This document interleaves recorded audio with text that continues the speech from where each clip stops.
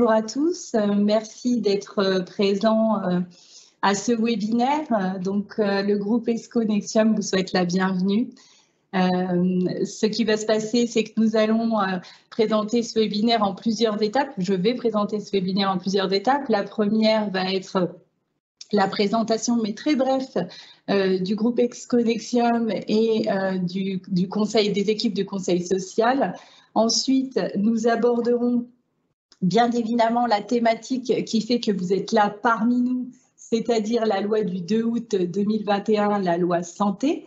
Et enfin, nous répondrons aux questions que vous poserez tout au long de ces webinaires par le biais de questions écrites et qui seront retranscrites à la fin par Inès German, une des juristes qui fait partie de l'équipe des 10 juristes du groupe ESCO Nexium.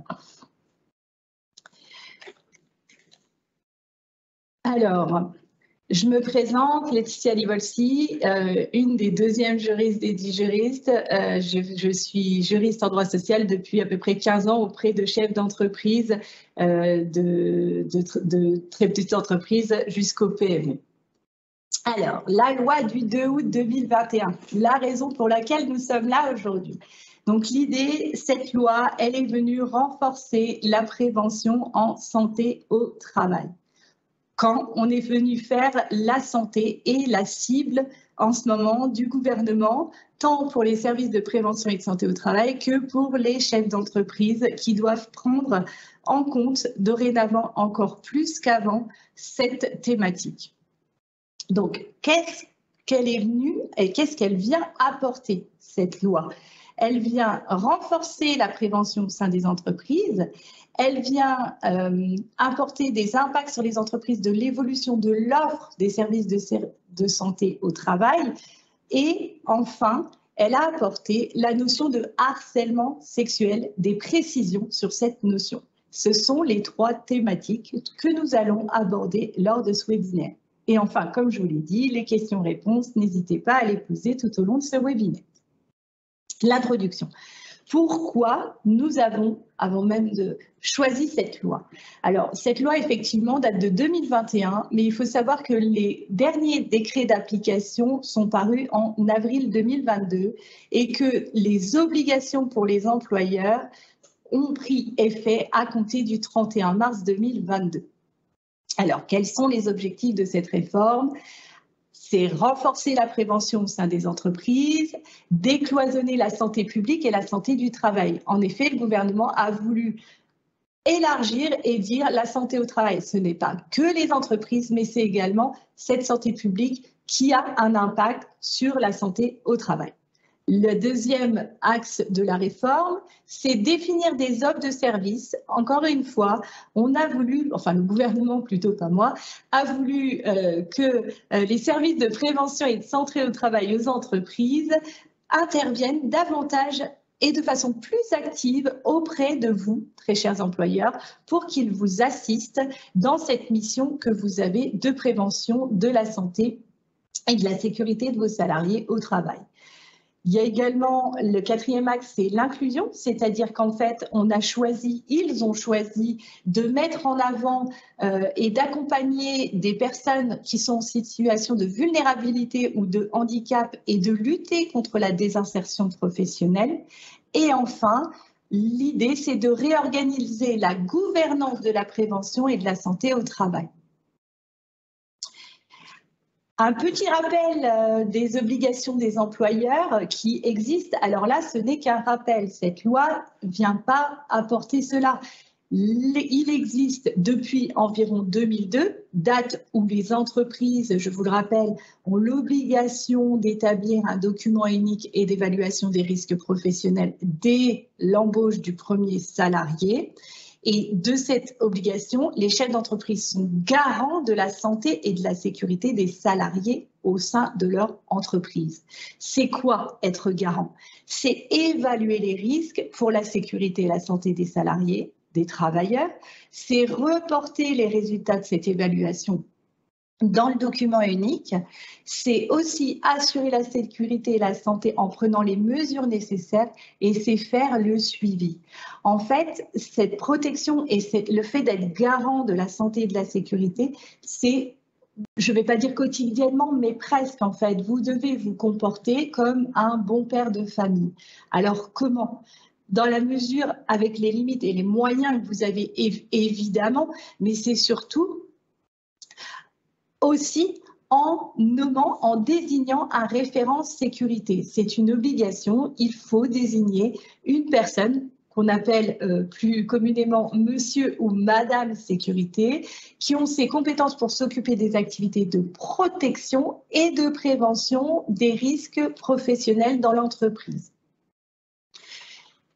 Cela, c'était de l'acquis, c'est-à-dire, enfin de l'acquis. En tout cas, ça existait auparavant.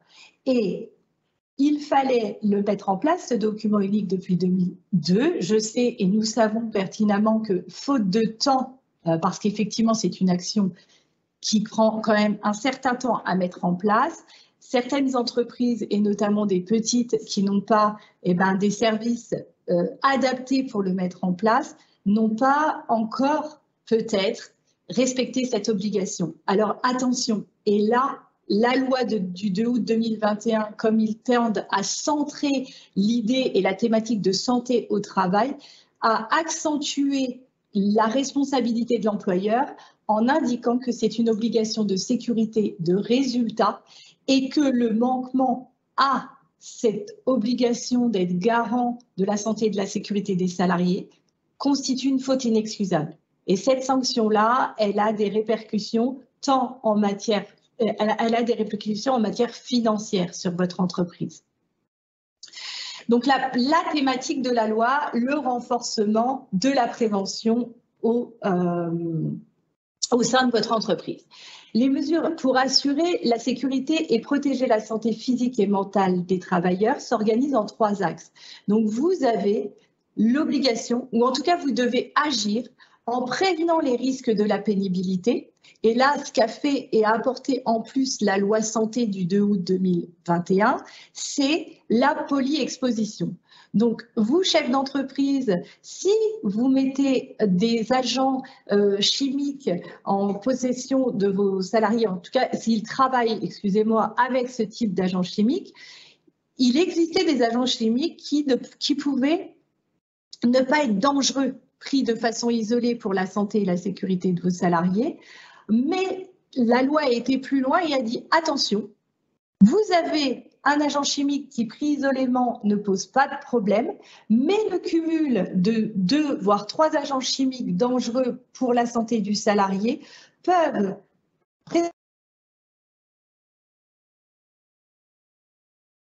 Vous devez également informer et former vos salariés sur cette thématique de santé et sécurité.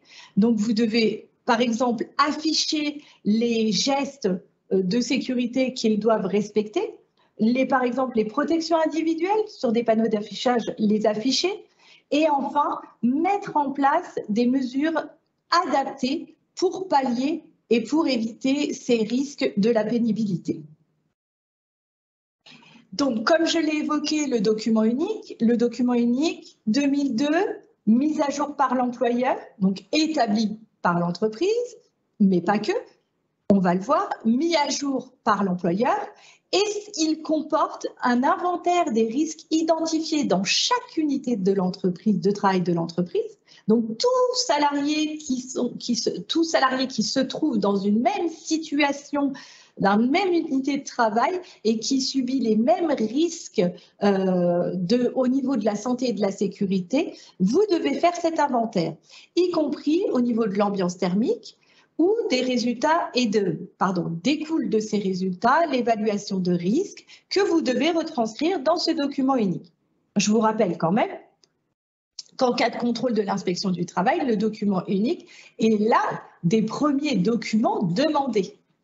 Et comme je vous le disais, donc la sanction au niveau pénal, c'est une amende de la 5e classe, 2 500 € et en cas de récidive, 3 000 €, mais c'est surtout la faute inexcusable.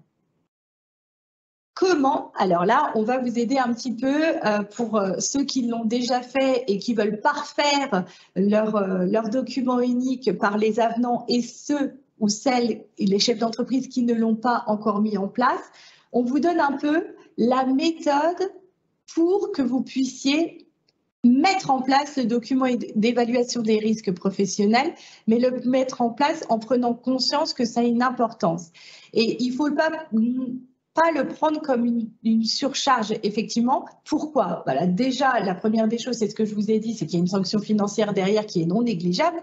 Mais la deuxième, c'est aussi de se dire que lorsque l'on fait ça, on peut peut-être, je dis bien peut-être, anticiper les arrêts de travail qui seraient liés justement à un risque professionnel qui n'aurait pas été évalué. Donc, la première étape, on évite les risques. Donc, on cherche à supprimer le danger ou l'exposition à celui-ci. La deuxième étape, c'est qu'on évalue les risques qui ne peuvent pas être évités. La troisième, on combat le risque à la source. La quatrième, on adapte le travail à l'homme et non l'inverse. La cinquième, on tient compte de l'état de l'évolution des techniques. On remplace les techniques qui peuvent être remplacées ou les matériaux qui peuvent être remplacés qui engendrent des risques pour les salariés. On planifie ces actions. On prend les mesures de protection collective. Et enfin, et surtout, parce que avoir fait tout ça, évaluer, l'avoir retranscrit, avoir pris les mesures, si vous ne formez pas ou vous n'informez pas vos salariés des mesures à respecter, toute votre action, finalement, elle n'aura servi qu'à 80%. Et le véritable élément important qui est de se dire que les salariés vont mettre en place toute cette mesure que vous êtes embêtés à déterminer n'aura servi à rien. Je vais vous donner deux exemples, un peu pour comprendre comment on fait pour analyser et pour mettre en place. Je vais vous prendre l'exemple d'une personne qui travaille dans le bâtiment et éventuellement aussi un exemple d'une personne qui travaille dans un bureau ou derrière un écran. La première, une personne, un ouvrier, un ETAM, peu importe, en tout cas qui sont amenés à porter des charges. Donc, on veut éviter le risque. Il porte une charge, on sait qu'on a une charge maximale à ne pas dépasser. On se rend compte que malgré le fait que vous respectiez les normes du Code du travail, finalement, vous vous rendez compte que vous avez beaucoup d'arrêts de travail ou même voire des accidents du travail. Donc, vous vous dites, voilà, comment je vais pouvoir supprimer le danger? Là, je parle d'un sac de ciment, mais c'est vraiment, je simplifie la situation pour que vous compreniez en fait. Donc, je prends mon sac de ciment, on se dit, il fait 20 kilos, ça ne va pas, j'ai quand même des arrêts de travail, des arrêts pour problème de dos. Donc, je vais essayer de trouver des matériaux qui sont plus adaptés à la situation. Donc là, je vais chercher et je vais me dire, bah tiens, je vais acheter des sacs de ciment beaucoup plus légers. OK. Est-ce qu'au niveau financier, ça va être gérable pour l'entreprise? Est-ce que cette solution va permettre aux salariés d'avoir moins mal au dos? Et je vais aller plus loin en disant, j'ai évalué le risque, mais finalement, je ne suis encore pas en adéquation avec, parce que j'ai encore des arrêts de travail sur cette thématique-là. Dans cette hypothèse-là, je vais donc me dire, tiens, je peux peut-être, encore une fois, je simplifie, je sais très bien que dans les faits, ce n'est pas forcément toujours comme ça, j'achète un diable et ils prennent un diable pour tirer. Voilà, vous avez évalué les risques, vous les avez recherchés, vous les avez combattus, vous avez adapté le travail à l'homme, vous avez tenu compte de l'évolution de la technique, vous avez remplacé le matériel ou les produits qui n'allaient pas, vous avez planifié dans le temps, vous vous êtes dit, bah voilà, je vais mettre 6 mois, 1 an pour faire les commandes, pour qu'il n'y ait plus de stock, enfin pour que les stocks soient, pour qu'il n'y ait plus de matériaux dans les stocks antérieurs, et vous avez pris les mesures de protection collective et vous allez donner les nouvelles instructions aux travailleurs.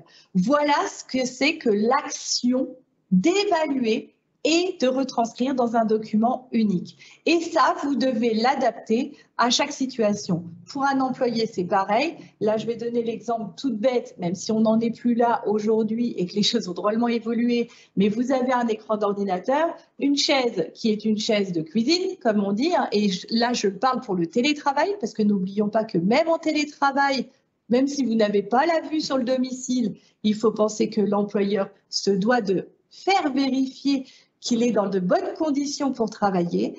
Donc, vous avez une chaise. Là, il faut les informer de la façon de se tenir. Et pour ça, vous avez les services de prévention au travail. Et il faut les informer également qu'une chaise doit être adaptée pour qu'il n'ait pas de problème de dos par la suite. Ce sont des simples exemples, encore une fois, mais c'était les plus simples à mon sens pour que vous compreniez ces 9 principes et ces 9 étapes à respecter pour que votre document soit le plus retranscrive le plus simplement la réalité de votre entreprise. Alors maintenant, notre loi du 2 août 2021, qu'est-ce qu'elle est venue apporter? 3 choses. La première, c'est qu'elle a confirmé le rôle du comité social et économique. Donc, je vous rappelle qu'un comité social et économique est à mettre en place au sein des entreprises de plus de 11 salariés qui ont un effectif de plus de 11 pendant 12 mois consécutifs, petit aparté. Et donc, ces CSE, ce rôle de CSE est de prévoir une consultation avec ce CSE sur le document unique d'évaluation des risques professionnels, mais également ses mises à jour. Ensuite, qu'est-ce qu'a prévu cette loi santé? Cette loi santé a prévu de fixer un programme renforcé qui reste inclus dans le cadre de la consultation annuelle sur la politique sociale de l'entreprise, les conditions de travail et de l'emploi. Celle-ci, ce programme de prévention renforcé, concerne les entreprises de plus de 50 salariés. C'est la fameuse consultation annuelle qui fait partie d'ailleurs d'une des 3 consultations obligatoires avec le CSE. Ensuite, et la dernière, c'est faire évoluer les règles en matière de mise à disposition et de conservation du document unique d'évaluation des risques professionnels. Voilà les apports de cette loi santé et qui va être détaillée par ces slides suivants. Donc, la place du CSE dans cette prévention des risques professionnels. Le CSE, sa commission de santé et de conditions de travail qui existe là, si elles existent, c'est surtout dans les entreprises de plus de 50 salariés, elles apportent leur contribution à l'évaluation des risques professionnels dans l'entreprise, dans le cadre du dialogue social. Ça veut dire quoi, mesdames, messieurs? Ça veut dire qu'en fait, auparavant, tout portait sur vos épaules et éventuellement, vous preniez conseil auprès de la médecine du travail.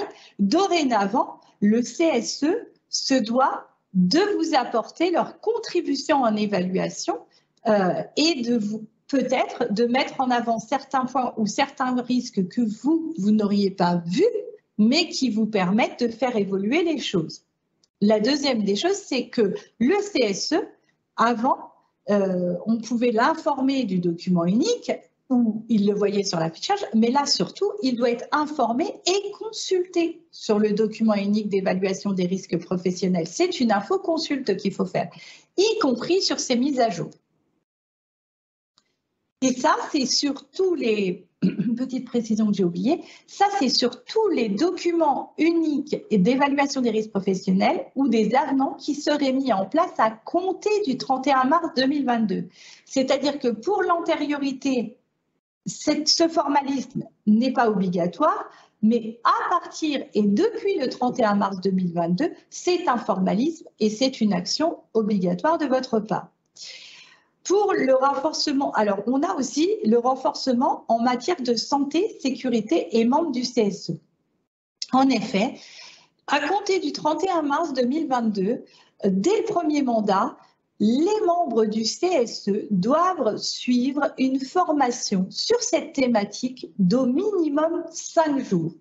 Et si c'est un renouvellement de mandat, donc à compter du 31 mars, dans ce cas-là, vous avez une formation pour les membres d'au minimum 3 jours, quelle que soit la taille, et de 5 jours pour les membres du comité de santé des conditions de travail dans les entreprises d'au moins 300 salariés. Excusez-moi. Le financement de cette formation. Alors, cette formation est obligatoire, oui. Elle est de 5 jours pour les premiers mandats, oui. Et elle continue d'être prise en charge, tout comme auparavant, par l'employeur.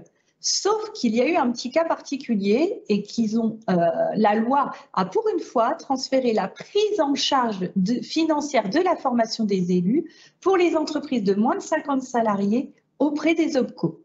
Donc là, nous n'avons encore pas, c'est un des derniers décrets qui est à paraître, nous n'avons encore pas le décret qui nous permette de dire comment est prise en charge cette formation par les OPCO. Ensuite, pour le document unique d'évaluation des risques professionnels, et ça c'est une bonne chose, pour les entreprises de moins de 11 salariés, vous n'avez plus l'obligation d'une mise à jour systématique annuelle. Alors en plus, on sait comment ça se passait. Auparavant, on mettait en place le document unique. Il s'avère que l'activité ne bougeait pas puisqu'en fait, vous aviez toujours les mêmes process, les salariés étaient les mêmes, vous ne changiez pas de matériel ou autre. Donc en fait, on faisait un avenant numéro tant, on mettait la date, la signature, RAS, rien n'a changé, on avait pris toutes les mesures nécessaires pour les risques qui existaient d'auparavant. Et bien là, on vous dit, et si ça ne change pas, vous n'avez plus à vous contraindre à refaire ce formalisme qui était purement administratif pour le coup.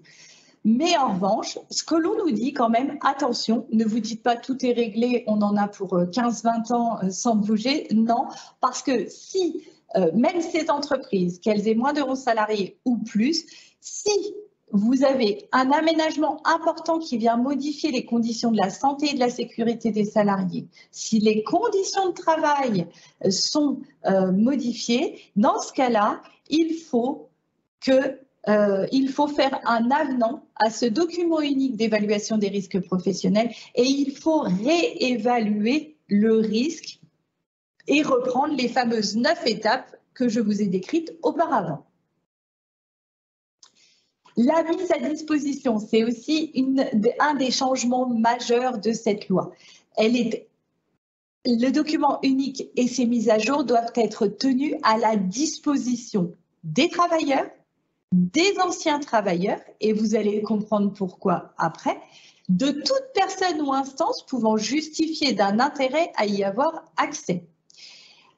Pareil, depuis le 31 mars 2022, tous les documents uniques et d'évaluation des risques professionnels que vous mettez en place maintenant ou les mises à jour, elles devront être conservées pendant une durée d'au minimum 40 ans. Donc, ces mises à jour et ces avenants qui vont être conservés pendant 40 ans, elles vont l'être en plus. Le gouvernement est allé plus loin pour que ces travailleurs, ces anciens travailleurs ou toute personne puisse y avoir accès, et ce, facilement. Elles vont mettre en place, on ne l'a encore pas, un portail dématérialisé.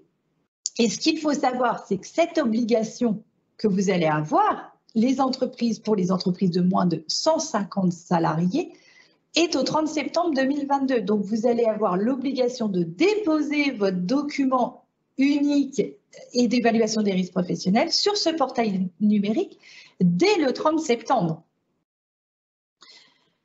Nous reviendrons vers vous sur ce portail numérique, soit par un flash, soit par un mailing, dès que nous avons de plus amples informations. Parce que c'est vrai qu'à ce jour, la loi nous a dit « Attention, les entreprises de moins de 150 salariés doivent se mettre à jour au 30 septembre. Vous essuyez les plâtres, hein, messieurs, dames. Pour ceux qui sont plus de 150 salariés, vous avez encore un an, un peu moins d'un an au 1er juillet. Non, un an pour vous mettre sur cette problématique de portail numérique et de conservation sur le portail.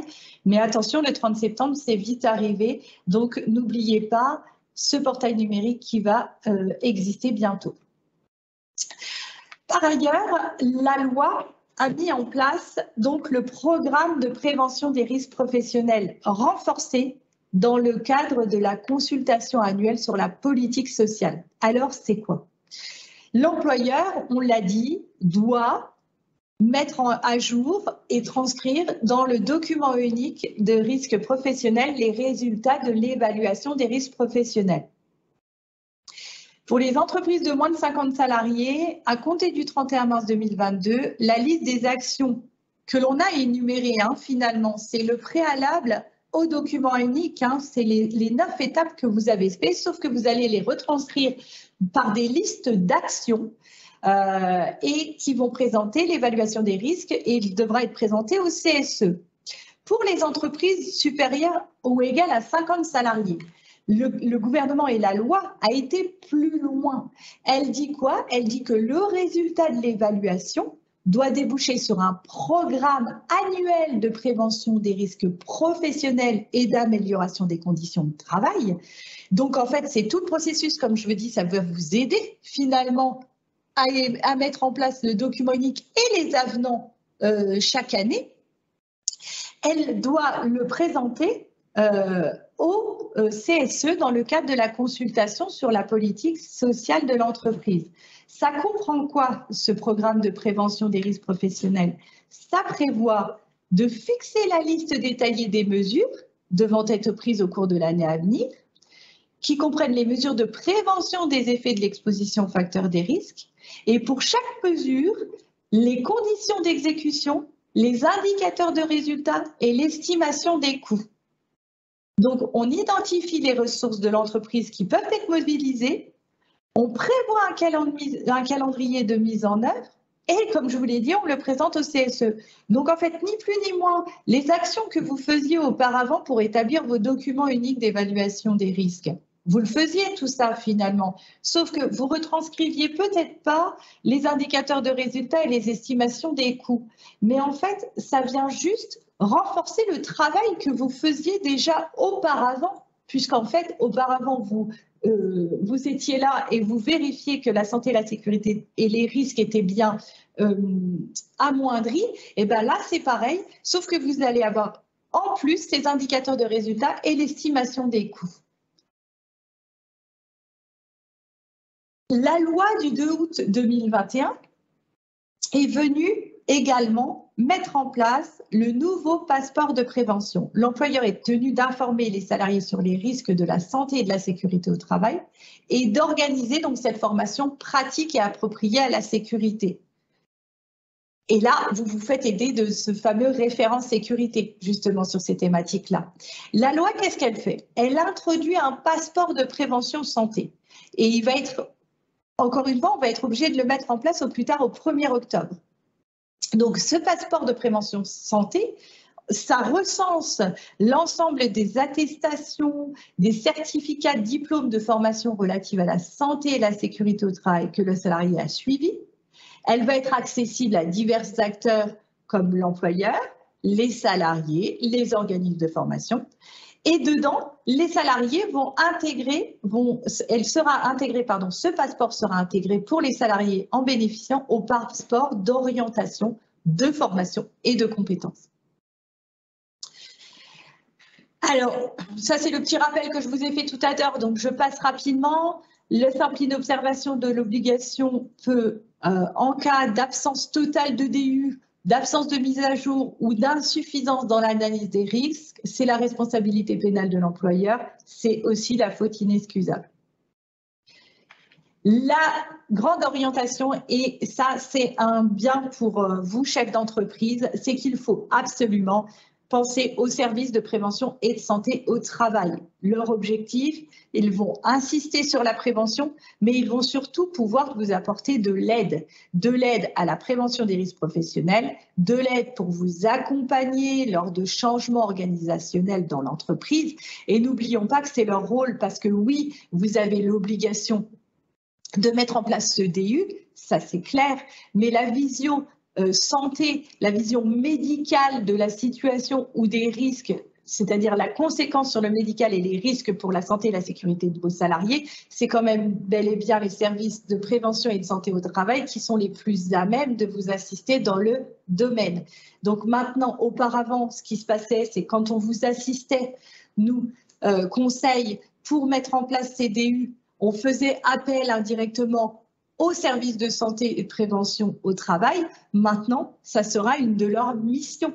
Et en plus, elles ont élargi leurs missions qui vont être de participer à des actions de promotion de la santé sur des lieux de travail. Par exemple, et ça vient de la période Covid en fait, de la crise sanitaire qui sont les campagnes de vaccination et de dépistage, des actions de sensibilisation et des missions de conseil aussi. Elles auront des missions de conseil pour diminuer vos risques professionnels et améliorer la qualité de vie et de conditions de travail.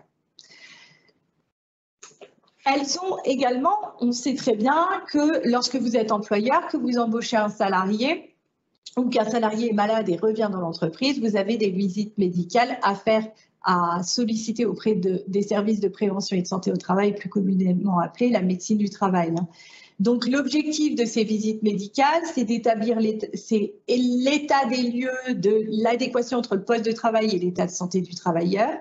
C'est évaluer les risques des insertions professionnelles en prenant en compte l'évolution des capacités du travailleur en fonction de son parcours pro, de son âge et de son état de santé.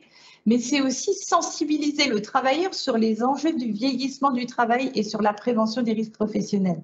Et ça, c'est des nouvelles visites, en tout cas c'est des nouvelles missions et des nouveaux axes d'action des services de la médecine du travail. Ça a été mis en place et ça a pris effet à compter du 31 mars.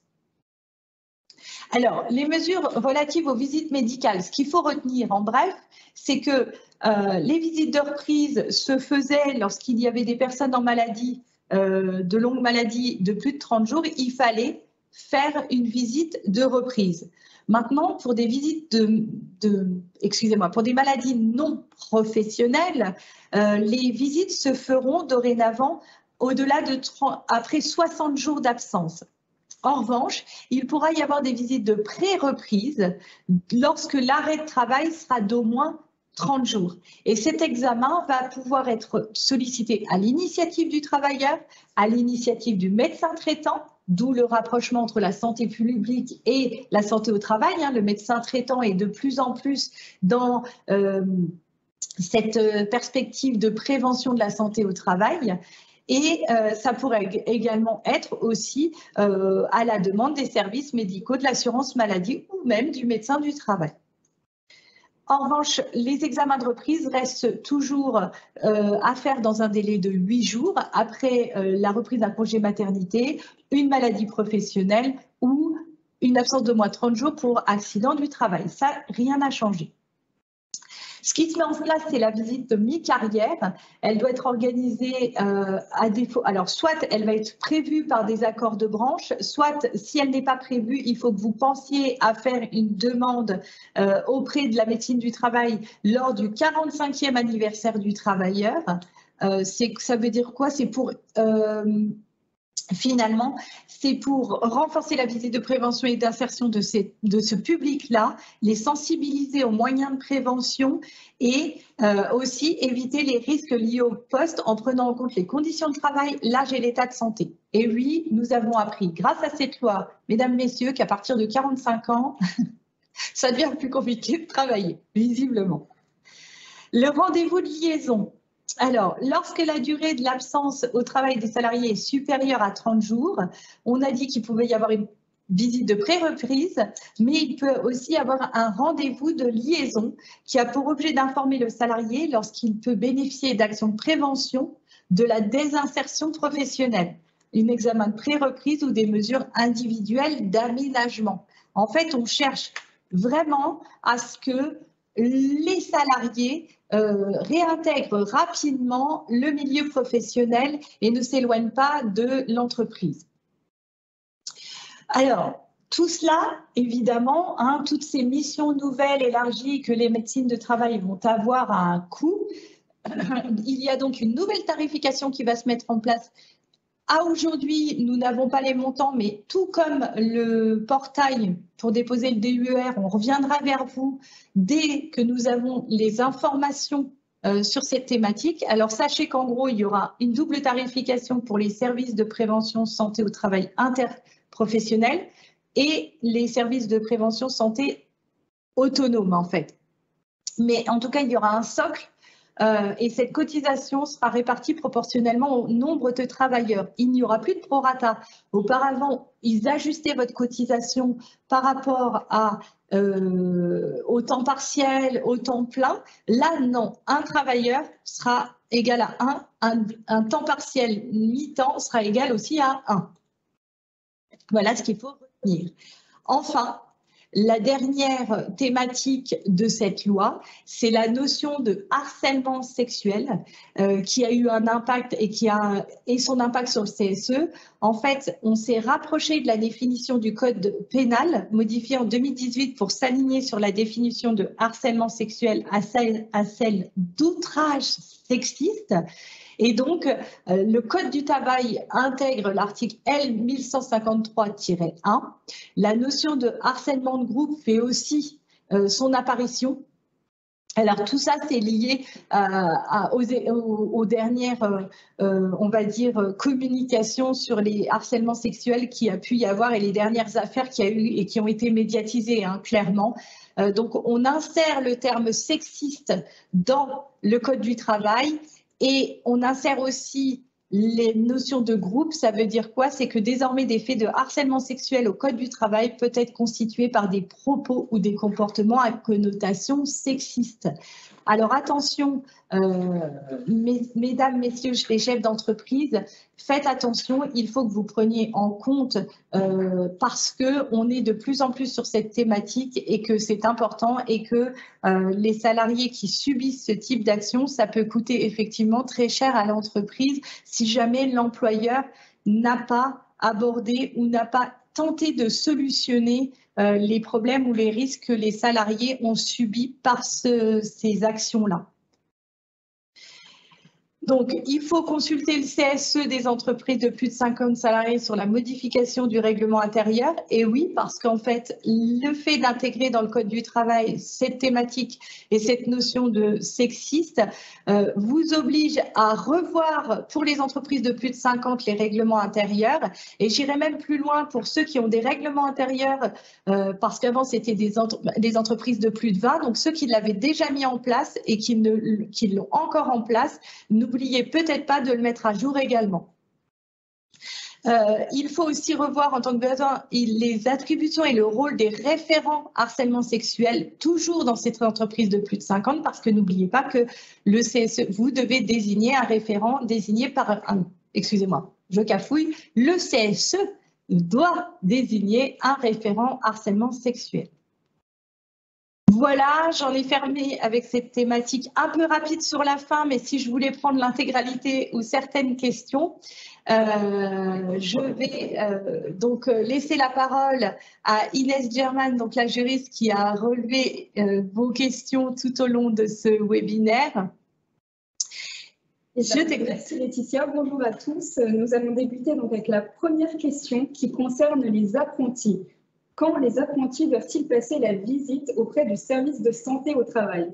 Alors, les apprentis doivent passer la visite dans les 2 mois pour les apprentis majeurs.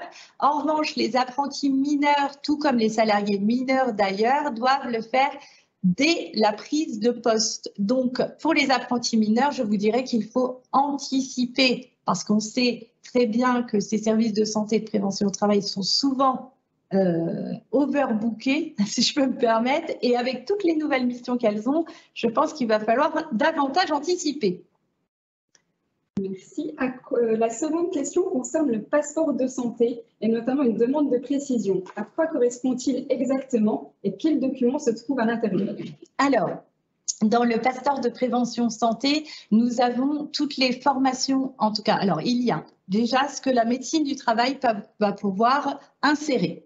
Donc, toutes les visites qu'elles vont avoir, là, il y aura ces documents et les comptes rendus qui vont être faits par le médecin du travail ou l'infirmier ou toute personne médicale, puisque maintenant, on sait que c'est élargi. Il va y avoir également les documents, les attestations de formation que les salariés vont pouvoir, lorsqu'elles ont fait des formations en matière de sécurité ou qui ont un lien avec leur santé, alors elles vont pouvoir insérer ces documents dans ce passeport de prévention santé. L'employeur également qui, comme je vous l'ai dit auparavant, a des formations, a fait faire des formations ou doit faire des formations en matière de santé. Je vous donne un exemple, une formation sur la gestion du stress, ça sera une attestation à insérer dans le passeport prévention santé. Et le médecin du travail pourra également, il faut le savoir, s'il pense que ça peut avoir un lien avec le monde du travail, pourra également avoir et y mettre des documents personnels du salarié. J'espère avoir répondu à votre question. Alors, la question suivante concerne toujours le passeport de santé. Oui. On nous demande, lorsque l'on a un seul salarié, doit-on lui imposer la formation prévention? Alors oui, alors comme vous avez, alors le référent sécurité, il est là pour toute entreprise qui a un salarié. Donc malheureusement ou heureusement pour lui, je ne sais pas s'il va s'investir ce salarié dans cette fonction, mais il va être de fait le référent sécurité. Donc de fait, pour lui et pour qu'il puisse honorer cette aide, cet accompagnement pour vous, on vous conseille bien évidemment de faire cette formation sécurité et santé. Enfin, la dernière question concerne les intérimaires. Un intérimaire doit-il suivre la visite médicale auprès du service de santé au travail de l'agence intérimaire ou au sein du service de santé de l'entreprise utilisatrice? Alors, les intérimaires, en principe, doivent suivre la visite d'information et de prévention auprès du service de santé et de prévention au travail de l'agence d'intérim. Il y a des cas particuliers et notamment quand l'entreprise utilisatrice l'affecte sur un chantier où il peut avoir des risques un peu plus dangereux avec donc ce qu'on appelle la santé renforcée, la prévention renforcée. Là, l'entreprise utilisatrice doit faire passer une visite auprès de son service de prévention et de santé au travail interprofessionnel.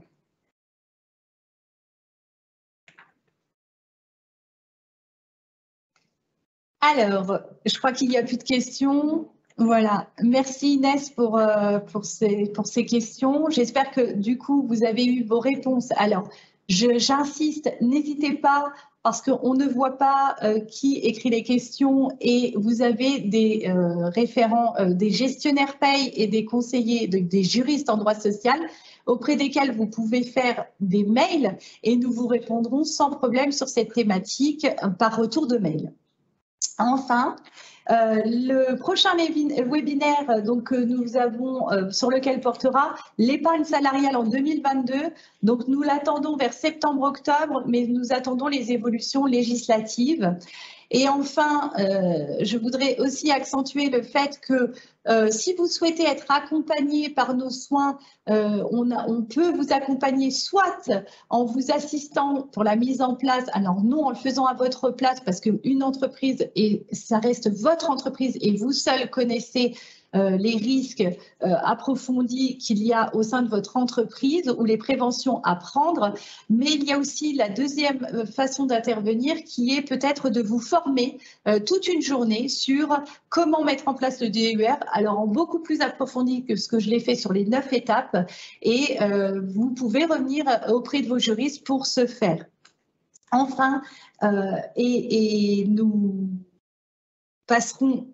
Excusez-moi, petit problème technique, voilà. Enfin, il y a un questionnaire à l'issue de ce webinaire, un questionnaire de satisfaction et nous vous remercions par avance de le remplir, voilà. Merci pour tout.